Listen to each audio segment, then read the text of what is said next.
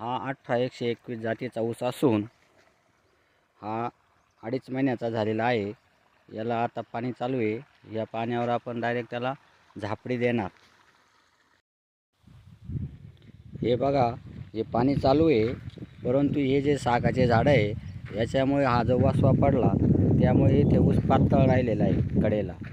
तेव्हा वसव्याची पण काळजी घेतली पाहिजे।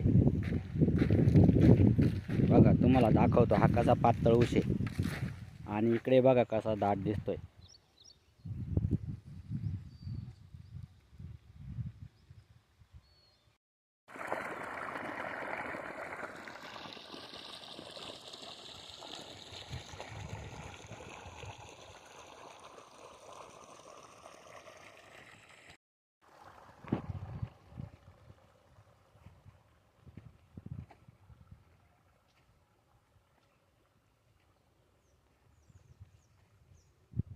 बघा किती चांगला ऊस आलेला आहे, भारी।